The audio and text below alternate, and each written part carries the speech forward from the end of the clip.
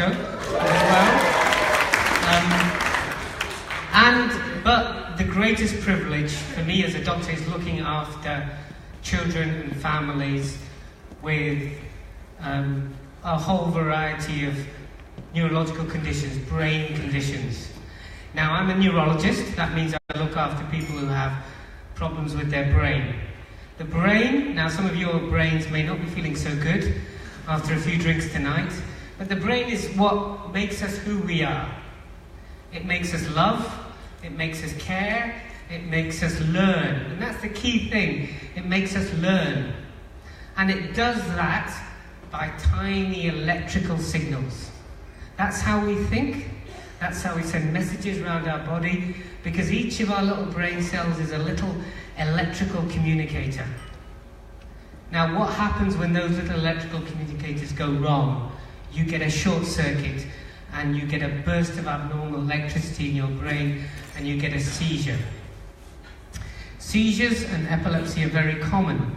60 million people in the world have epilepsy. 60 million. In Scotland, there are 4,500 children with epilepsy. In the UK, maybe 400,000 people with epilepsy. And when a parent sees their child having their first epileptic seizure, and you saw some of those seizures on the video, they think their child is dying.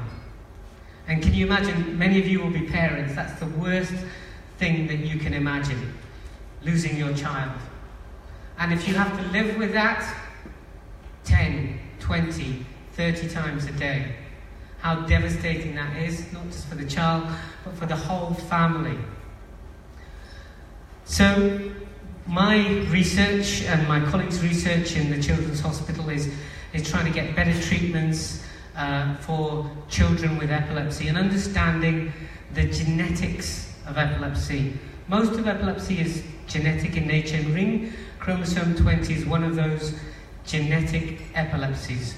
So, you may remember from your biology at school, we have 46 chromosomes, 23 pairs. We get 23 from our dad, 23 from our mum, and the difference between boys and girls is that boys have an X and a Y chromosome, and girls have two X chromosomes.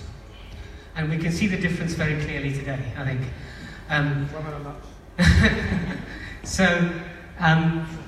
These chromosomes are the packages where our DNA is, and our DNA is the code for everything. And we have genes which are made up of DNA which control this electrical signaling in the brain. This controls this electricity. Now, if those genes go wrong, then you can get seizures. Now, the chromosomes are basically these big packages of these genes. And there's one chromosome, number 20, which becomes abnormal in the Ring Chromosome 20 syndrome. Normally, these chromosomes are in a single line, a bundle of different genes. But what happens, for some reason that no one understands, in the womb, the two ends of this chromosome join up together and they form a ring. And then this ring is silent for many years. So the children are born, they don't have any problems, they grow up, development is fine, they go to primary school, they're doing well in school, and then suddenly, just before they go to school, in early primary school years, it's like a bang. Seizures start. They start having seizures in sleep, seizures in the daytime, and you've heard 30 or 40 seizures a day, and suddenly a family's life is turned upside down. Now, these seizures are often not like the seizures some of you may have seen, where people fall down and they jerk. Children can have those seizures, but also they can have really terrifying seizures where they see visions.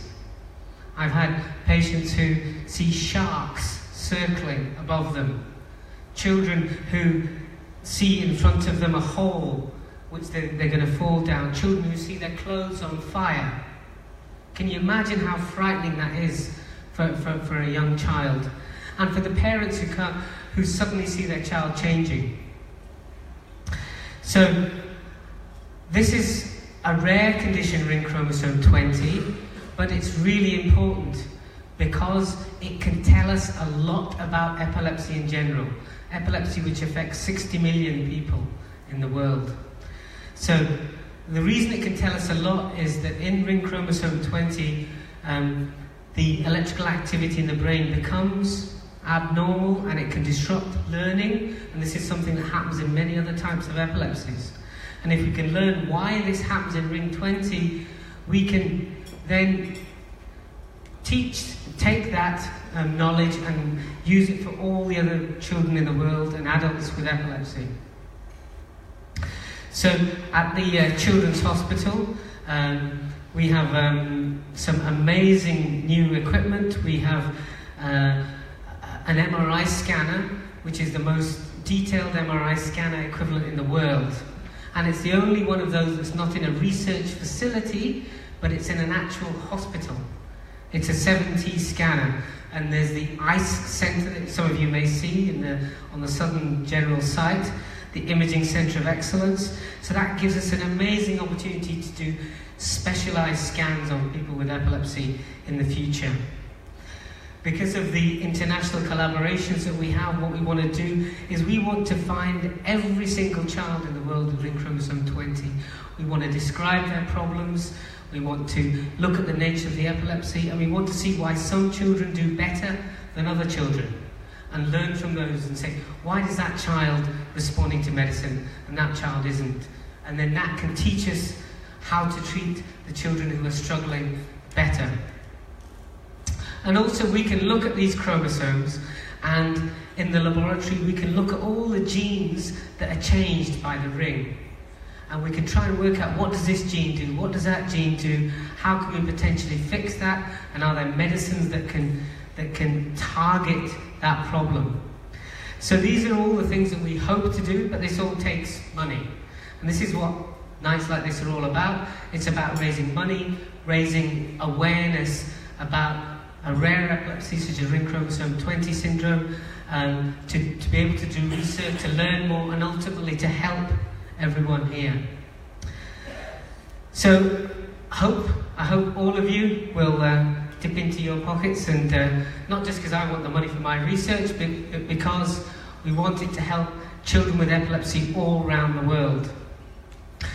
And I just want to finish by saying it is a real privilege to be here tonight, and just to say how impressed I am by Claire and Chris and all the amazing work they've done, and all their friends from the communities around the west of Scotland. And that's a great thing about living in the west of Scotland, the tight communities that we have. Everyone supports everyone, and they come together for events like this. And I think we should once again just thank Claire for all the wonderful work she's done to